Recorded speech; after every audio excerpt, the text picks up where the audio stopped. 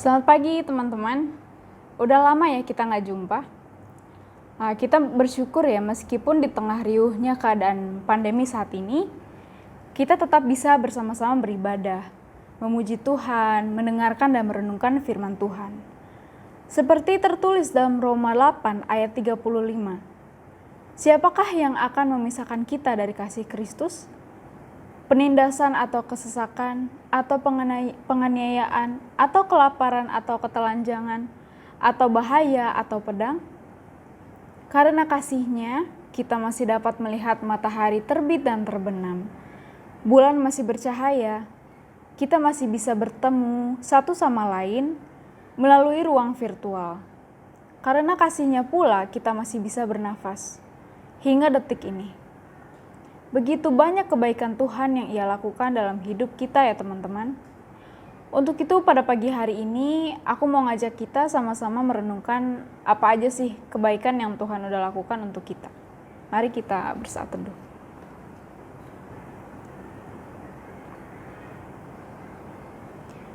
Ya Tuhan, kami mengucap syukur karena kasih-Mu yang selalu baru bagi kami, tak pernah padam bagi kami.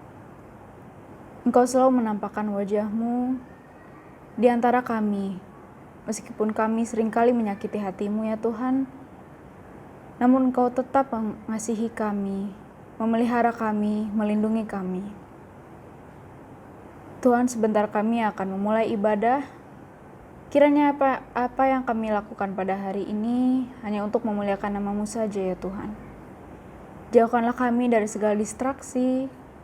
Jauhkanlah kami dari segala keinginan untuk berbuat dosa selama beribadah berlangsung. Kami menyerahkan ibadah pada pagi hari ini ke dalam tangan-Mu saja ya Tuhan. Hanya di dalam nama anak-Mu yang tunggal, Tuhan Yesus Kristus, kami telah berdoa. Amin. Salah satu kebaikan terbesar yang pernah Tuhan lakukan buat kita adalah Ia rela mengaruniakan anaknya yang tunggal, Yesus Kristus, yang disalibkan dan mati kemudian bangkit untuk menebus dosa kita. Untuk itu saat ini mari sama-sama kita angkat pujian Sungguh Indah.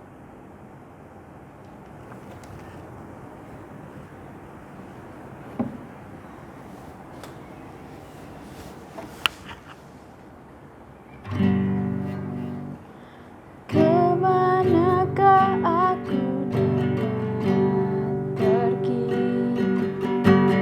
Menjauhi roh-Mu yang suci. Kau sahabat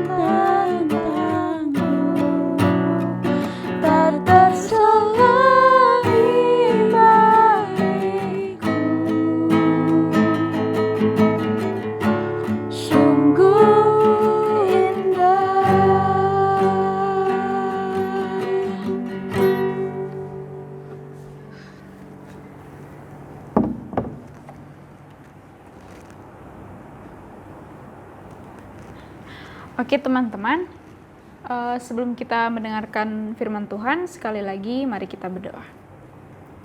Ya Tuhan, kami mau menyerahkan pada saat ini, kami hendak mendengarkan firman Tuhan. Berkati hati, telinga, pikiran kami, tubuh kami Tuhan, supaya kami bisa fokus mendengarkan dan merenungkan firman Tuhan.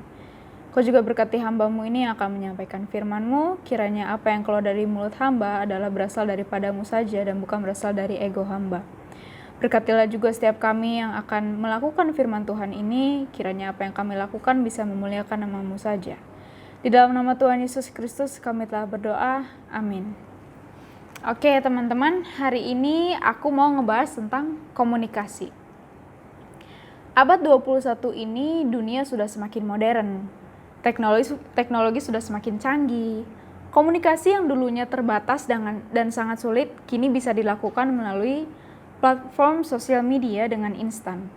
Kita nggak perlu lagi menulis surat, menunggu berhari-hari hingga surat itu tiba di tujuan, kemudian menunggu berhari-hari lagi untuk mendapatkan balasan surat. Sekarang kita bisa mengirim pesan dalam waktu yang sama kepada orang yang kita kirimi pesan.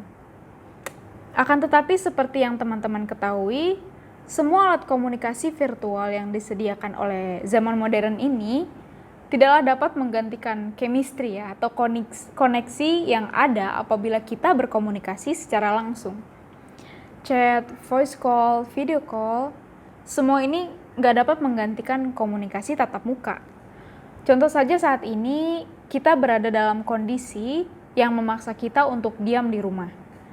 Membatasi bertemu dengan orang-orang yang padahal dulu sering kita temui, dan akhirnya hanya bisa menjangkau mereka melalui sosial media atau alat komunikasi virtual. Nah, ngomong-ngomong soal komunikasi, mungkin kalian udah sering dengar nih tentang communication is the key. Komunikasi adalah kunci. Biasanya nasihat ini tuh diberikan ketika kita sedang menjalani relasi gitu ya. Entah relasi dalam konteks pertemanan, keluarga, sahabat, dan mungkin yang paling terkenal tuh dalam konteks pacaran gitu. Komunikasi adalah kunci dalam menjalin relasi yang berhasil. Atau dalam kata lain, komunikasi itu adalah salah satu pilar terpenting dalam mempertahankan suatu relasi. Kita semua tentu tahu kalau ada masalah atau konflik dalam kehidupan kita, cara menyelesaikannya adalah dengan bermusyawarah, bermufakat. Misalnya ada kesalahpahaman antara kalian dengan teman, atau keluarga, atau siapapun itu, kita menjelaskan kepada mereka, berkomunikasi dengan mereka tentang akar masalah yang menimbulkan kesalahpahaman itu. Komunikasi menyelesaikan masalah, memperbaiki relasi yang retak. Tapi teman-teman, yang menarik dari komunikasi ini adalah adanya paradoks. Jadi di sisi lain komunikasi menyelesaikan masalah nih, memperbaiki relasi yang retak. Tapi karena komunikasi juga lah, suatu relasi yang tadinya kokoh berdiri, menjadi rapuh dan kemudian hancur. Itu semua tergantung pada bagaimana kita berkomunikasi di dalam suatu relasi itu. Komunikasi yang baik menciptakan relasi yang harmonis. Sebaliknya, komunikasi yang tidak baik menimbulkan konflik yang tak jarang berujung pada pecahnya relasi. Komunikasi yang terputus juga perlahan memudarkan relasi loh. Entah itu antar keluarga, antar teman, atau siapapun itu. Lama kita nggak berkomunikasi sama mereka, pelan-pelan kita bisa lupa sama mereka ya kan? Kita misalnya punya teman yang dari SD waktu, mungkin kalau zaman aku sih belum ada handphone gitu ya. Akhirnya kita ngobrol ya waktu di sekolah aja, di rumah ya kita nggak ada kontak apa-apa gitu. SMS nggak ngerti, waktu itu masih kecil dan handphone pun masih orang tua yang pegang. Akhirnya sampai sekarang aku nggak pernah komunikasi sama mereka dan lupa mereka gimana, lupa bahkan nama panjang mereka, bahkan kadang-kadang cuman inget namanya aja gitu. Itulah kenapa kita pelan-pelan bisa lupa sama mereka kalau kita nggak berkomunikasi sama mereka gitu. Nah, hal yang sama pun bisa terjadi dalam relasi kita sama Tuhan. Relasi memudar nggak selalu terjadi ketika kita sama sekali nggak berkomunikasi nih. Tapi bisa juga karena cara komunikasi kita yang salah. Bayangkan nih kalau kita berkomunikasi dengan orang tua kita dengan cara yang nggak sopan, atau sama kakak, sama senior, bahkan sama teman sekelas pun kalau kita nggak sopan, kayak tanda kutip nggak ada akhlaknya gitu. Kita menggunakan kata-kata yang nggak baik, kita jutek sama mereka. Selain relasi yang memudar, kita juga menyakiti hati orang lain, terlebih pada Tuhan. Kalau cara berkomunikasi kita salah dalam berelasi sama Tuhan, kita tentu saja menyakiti hati Tuhan. Bagaimana kita menyakiti Tuhan melalui komunikasi? Yakni dengan berkomunikasi menggunakan cara yang salah antara sesama dan antara Tuhan juga. Kita berkomunikasi menggunakan lidah. Dan apa aja yang Alkitab katakan tentang lidah? Dalam Yakobus 3 ayat 5 dan 8 dikatakan bahwa lidah dapat memegahkan perkara-perkara yang besar. Lidah adalah sesuatu yang buas, yang tak terkuasai dan penuh racun yang mematikan. Dalam Amsal 15 ayat 4 dikatakan bahwa lidah lembut adalah pohon kehidupan, tetapi lidah curang melukai hati. Setiap perkataan yang keluar dari mulut kita bisa menguatkan orang lain, bisa memuji-muji Tuhan. Namun dari lidah yang sama kita bisa menjatuhkan orang lain. Kita bisa memberikan saksi dusta terhadap orang lain. Lidah ini nggak bertulang tapi lebih tajam dari pisau bermata dua. Seperti pisau, kita bisa membantu, pisau itu bisa bantu membuat masakan lezat ya, atau bisa juga melukai bahkan membunuh orang lain. Tergantung hikmat dalam menggunakannya. Nah, terkadang apa yang menurut kita biasa aja gitu, yang diterima oleh orang lain belum tentu biasa aja. Bahkan tak jarang mereka jadikan itu kepahitan yang didapat dari kita, kemudian terkubur dalam hati mereka dalam waktu yang sangat lama. Kayak istilahnya kita ngejek mereka terus mereka sakit hati, kadang-kala kita bilang oh mereka tuh baperan. Padahal sebetulnya enggak. Mungkin bagi kita itu baik-baik aja, bagi mereka belum tentu sama sekali. Semua itu hanya karena kita berkomunikasi dengan cara yang enggak benar. Di mana kita tidak menjaga lidah kita, sehingga apa yang keluar dari mulut kita bukanlah berkat namun kutuk dan tipu daya. Nah, semua itu dapat menyakiti hati Tuhan. Sehingga itulah mengapa kita manusia dengan natur atau sifat yang selalu berbuat dosa, selalu ingin berbuat dosa, kita nggak bisa mengandalkan diri kita nih untuk dapat berhikmat. Kita nggak bisa mengendalikan diri kita sepenuhnya bahkan. Karena secara sifat kita yang dari sananya tuh memang selalu ingin berbuat dosa. Kita sama sekali nggak bisa memegang kendali atas diri kita yang penuh dosa ini. Dan kita butuh Tuhan. Karena cuma Dia aja yang dapat memberikan kita hikmat kebijaksanaan dalam bertutur kata dan melakukan semua. Bahkan untuk mengendalikan diri kita pun kita butuh Tuhan gitu. Menjadikan komunikasi dengan cara yang baik dalam relasi yang kita jalani dengan siapapun itu. Dan dengan demikian kita juga memuliakan nama Tuhan.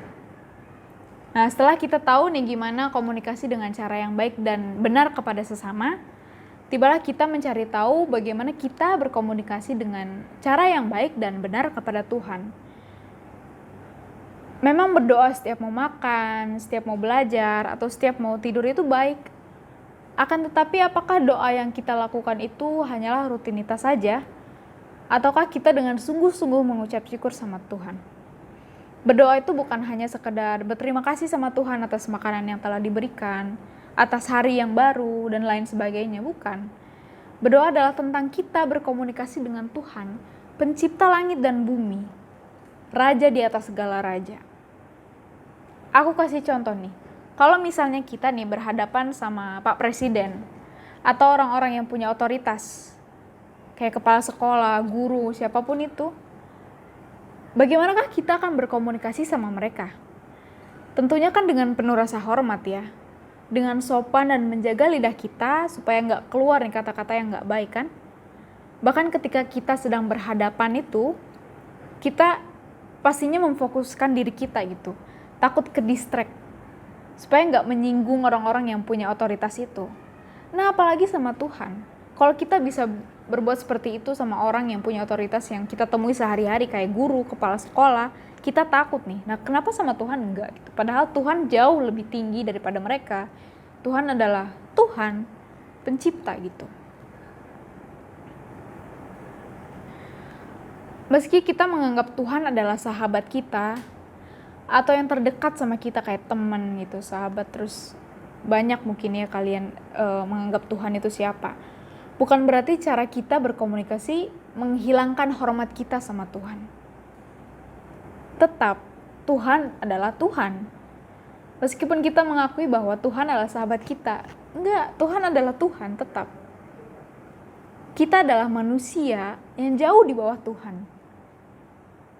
Sehingga kita nih sebagai anak raja, ya Tuhan adalah raja, kita berperilaku dan berkatalah seperti anak raja yang berbicara dengan sopan dan penuh rasa hormat sama Bapa Surgawi kita.